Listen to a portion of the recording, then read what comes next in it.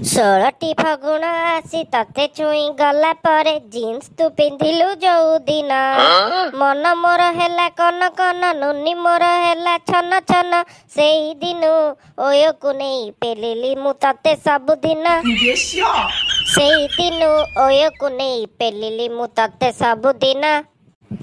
ଆରେ ବର୍ଷା ତମେ କେତେବେଳେ ଆସିଲ? ଏଇ ଯେତେବେଳେ ମତେ ନେଇକି ଯାଉଥିଲ ଓୟ ଆଉ ଅଛି ବାଳ ଯେ ଖାଇବ ସୁନୁ ପାମ୍ପୁଡି। ଆରେ ବର୍ଷା ତମର କଣ ହେଇଛି? କଣ ମେଘ ଭଳିଆ ଆସିଲ ତୋଫାନ ଭଳିଆ କହୁଛ କଥା କଣ? ଆଉ କଣ ଅଛି ଯେ କହିବି? ବାପା ମୋ ପାଇଁ ପ୍ରସ୍ତାବ ଦେଖିଲେଣି, ତମେ ଏଇଠି ବସିକି ଗୀତ ଗାଉଥାଅ।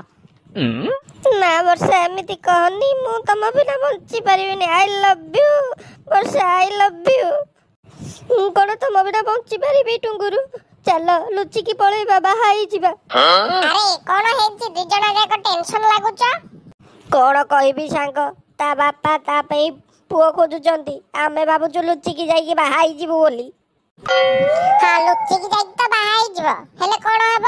15-20 ଦିନ ମନ ଭରିକି ବର୍ଷାକୁ ପେଲି ଦବୁ, ତାପରେ ପଇସା ଯେତେବେଳେ ଶେଷ ହେଇଯିବ ସେତେବେଳେ ମୁହଁ ଆଉ ନୁନି ଯୋଡା ଏକ ତଳକୁ କରି ପୁଣି ଘରକୁ ପଳେଇ ଆସିବୁ।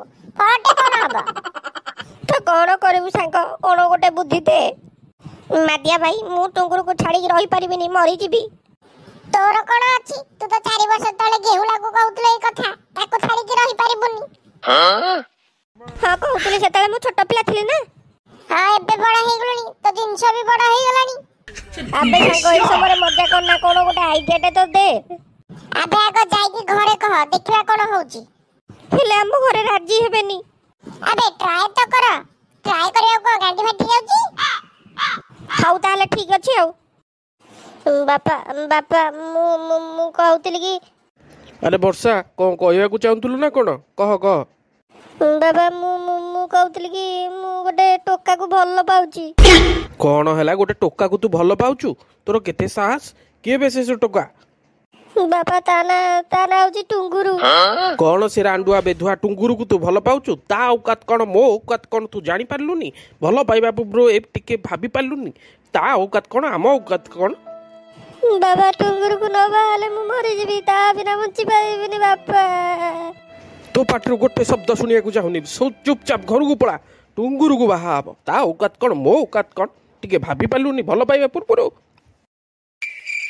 ଦିଲାବର, ଏ ଦିଲାବର କୋଉଠି ଅଛୁ କିରେ? ଜଲ୍ଦି ଆ। ଆରେ କୋଉଠି ଡ୍ୟାନ୍ସ ମାରୁଛୁ? ଜଲ୍ଦି ଆ ଏଠିକି ମୋ ପାଖକୁ। ହଁ ବସ୍, କଣ କହୁଥିଲେ ବସ୍?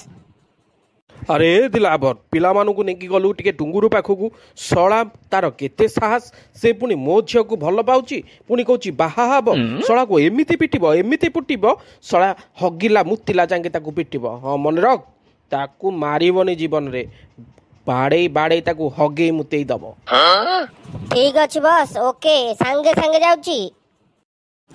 ଆରେ ସାଙ୍ଗ, ତତେ କଣ ଲାଗୁଛି ବର୍ଷାର ବୋପା ବାହାଘର ପାଇଁ ମାନିବ? ମାନିବ ଯଦି ଭଲ କଥା, ନହେଲେ ବର୍ଷାକୁ ଉଠେଇ ନେଇଯିବି। କଣ କରିବ ତା ବୋପା ମୁଁ ଦେଖିବି। ନାଇଁ ରେ ସାଙ୍ଗ, ଉଠେଇକି ନବୁନି, ତା ବୋପା 50 କୋଟିର ମାଲିକ। ଶଳା ଉଠେଇକି ନେଇଯିବୁ ଯଦି ତତେ ତା ସମ୍ପତ୍ତିରୁ ଫୁଟି କଉଡ଼ିଟେ ମିଳିବନି ବେ। ହଁ ରେ ସାଙ୍ଗ ଠିକ କହିଛୁ, ତା ବୋପା ସମ୍ପତ୍ତିରେ ଅଏସ୍ କରିବି, ତା ଝିଅକୁ ପେଲିବି, ଇଆଡେ ତା ବୋପା ପଇସାରେ ବାହାରେ ରସିଆନ ଆଣିକି ପେଲିବି। ମୋର ତ ଖାଲି ଅଏସ୍ ଉପରେ ଅଏସ୍। ଆବେ ତମ ଭିତରୁ ଟୁଙ୍ଗୁରୁ କିଏ ବେ? କାଇଁ ଟୁଙ୍ଗୁରୁ ସାଥିରେ ତୋ ଝିଅକୁ ଓୟକୁ ପଠେଇବୁ କି? ଆବେ ଶଳା ଟିକେ କମ କହ, କହ ଟୁଙ୍ଗୁରୁ କିଏ ଖାଲି ମତେ। ଆବେ ମୁଁ ଟୁଙ୍ଗୁରୁ, କଣ କାମ ଅଛି କହ। ଆରେ ତୁ ଟୁଙ୍ଗୁରୁ ତାହେଲେ? ତୋର ଭାରି ସାହସ, ତୋର ବହୁତ ଔକାତ ଧନୀ ଟୋକିକୁ ଫସେଇବା। ଆବେ ଟୋକି ଫସେଇବା କଣ, କହିବୁ ଯଦି ତୋ ଗାଣ୍ଡିରେ ମୁଁ ନୁନି ଫସେଇ ଦେବି, ଦେଖିବୁ କି? ତୁ ଶଳାଟି ଭଲରେ ମାନିବୁନି ବୋଧେ ଆଉ।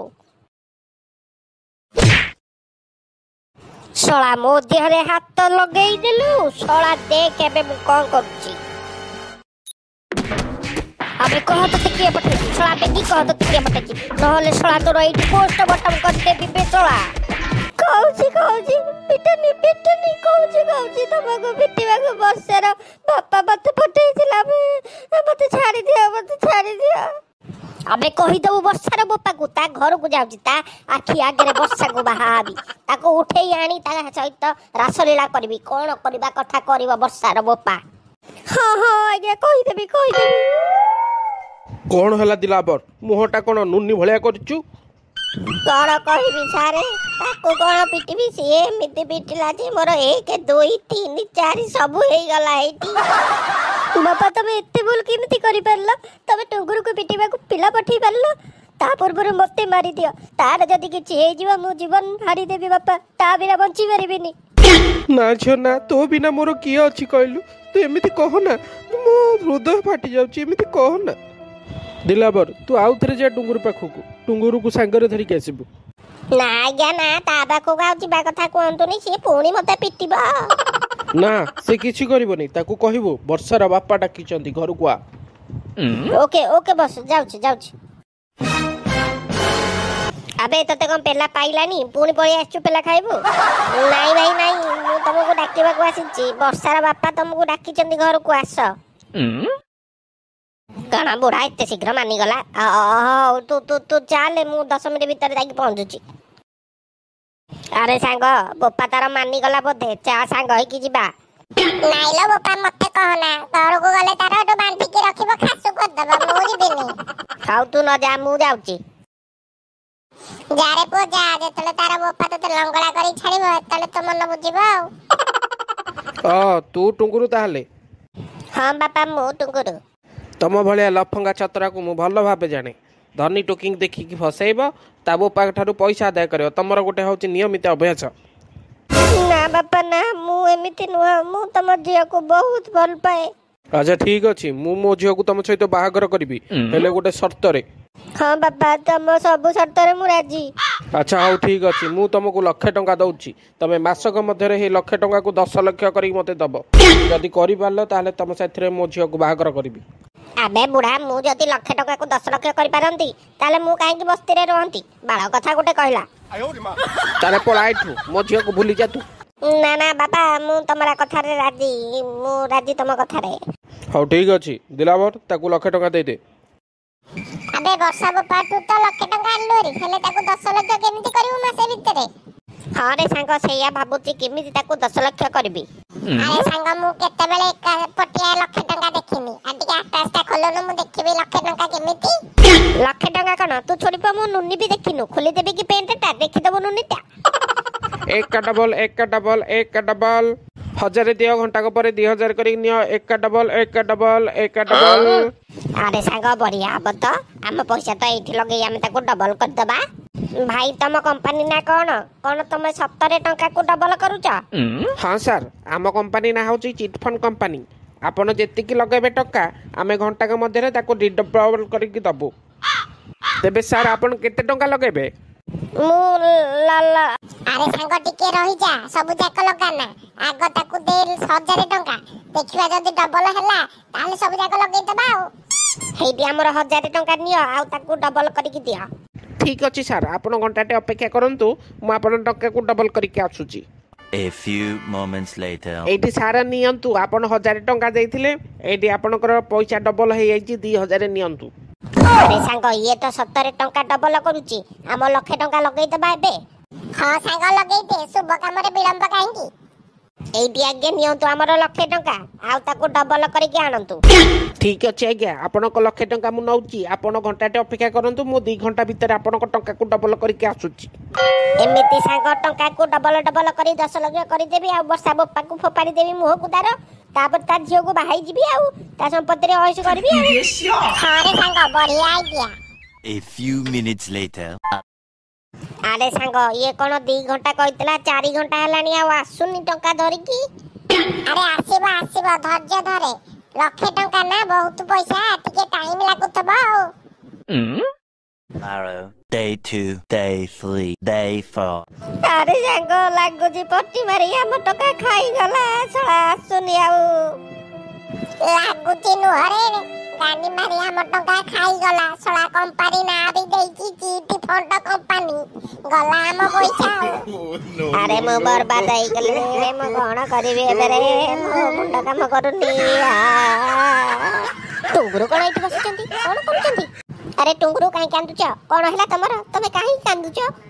କଣ କହିବି ବର୍ଷା, ତମ ବାପା ମତେ 1,00,000 ଟଙ୍କା ଦେଇଥିଲେ, କହିଥିଲେ ମାସକ ମଧ୍ୟରେ 1,00,000 ଟଙ୍କାକୁ 10 ଲକ୍ଷ କରିକି ଦେଲେ ତମ ସହିତ ମୋର ବାହାଘର କରେଇଥାନ୍ତେ। ଆମେ ଏ ଟଙ୍କାକୁ ଡବଲ କରିବୁ ବୋଲି ଗୋଟେ ଚିଟ୍ ଫଣ୍ଡ ସଂସ୍ଥାରେ ଟଙ୍କାକୁ ଦେଇଥିଲୁ। ଏ ଶଳା ପଟି ମାରି ଆମ ଟଙ୍କା ଖାଇଗଲା ବର୍ଷା। ମୁଁ ଏବେ କଣ କରିବି? ମୋ ସ୍ୱପ୍ନ ଧୂଳିସାତ ହେଇଗଲା। ଓ ଏଇ କଥା, ତମେ ବ୍ୟସ୍ତ ହନି, ତମେ ଅପେକ୍ଷା କର, ମୁଁ ଯାଇକି ଆସୁଛି। ଆରେ ତତେ ସାଙ୍ଗ ବର୍ଷା ବହୁତ ଭଲ ପାଉଛି। ମତେ ଲାଗୁଛି ସେ ଘରକୁ ଯାଇଛି ଆମ ପାଇଁ 10 ଲକ୍ଷ ଧରିକି ଆସିବ।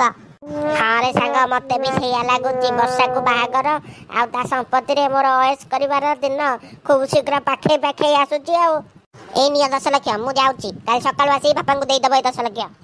ଆରେ ସାଙ୍ଗ, ବାହାଘରର ପ୍ରସ୍ତୁତି କରେ, ଲଟେରୀ ତ ଲାଗିଗଲା। ଆଉ ଏଇଠି ବାପା 10 ଲକ୍ଷ ନିଅ। ଆଉ ବର୍ଷା ସହିତ କେବେ ମୋର ବାହାଘର କରିବ କହ? ଆରେ ବାପା, ଏତେ ଶୀଘ୍ର 10 ଲକ୍ଷ ଯୋଗାଡ଼ କରିଦେଲ? କୋଉଠୁ ଆଣିଲ ଏତେ ଟଙ୍କା? ମତେ ସେଇ କଥା ହେଲେ ପଚାରନି, ବାହାଘର ପରେ ଏଇ କଥା କହିବି। ତମେ କହିଥିଲ 10 ଲକ୍ଷ, ମୁଁ ଆଣିକି ଦଉଛି ତମକୁ 10 ଲକ୍ଷ, ମୋର ବାହାଘର କର। ଠିକ ଅଛି ପୁଅ, କାଲି ତମର ତାହେଲେ ବାହାଘର କରିବି। ଆଉ ଆରେ ପୁଅ, ତମର ତ ବାହାଘର ହେଇଗଲା, ସବୁ କିଛି ଠିକ ଠାକରେ ହେଇଗଲା। ଏବେ କୁହ, ଏତେ ଶୀଘ୍ର ତମେ 10 ଲକ୍ଷ କୋଉଠୁ ଆଣିଲ? ଆରେ ବାପା, ତମକୁ ଯଦି କହିବି 10 ଲକ୍ଷ କୋଉଠୁ ଆଣିଲି, ତମର ହାର୍ଟ ଆଟାକ ହେଇଯିବ। ଆରେ ନା ନା, ମୁଁ ବହୁତ ମଜବୁତ। କୁହ, 10 ଲକ୍ଷ ତମେ କୋଉଠୁ ଆଣିଲ? କୋଉଠୁ ଆଉ ଆଣିବି? ତମ ଝିଅକୁ କହିଲି, ତମ ଝିଅ ତମ ଘରୁ 10 ଲକ୍ଷ ଚୋରି କଲା, ମତେ ଦେଲା, ମୁଁ ଆଣିକି ତମକୁ ଦେଲି। ତମେ ମତେ ବାହାଘର କରିଦେଲ ତମ ଝିଅ ସହିତ। ଏବେ ପଟି ମାରିକି ତମ ସମ୍ପତ୍ତି, ତମ ଦୌଲତ, ତମ ଝିଅ ସବୁଥରେ ମୁଁ ହଉଛି ମାଲିକ। ଶଳା ବୁଢା ଚାଲିଗଲା ବୋଧେ, ଏବେ ସବୁ ସମ୍ପତ୍ତିରେ ମୁଁ ମାଲିକ।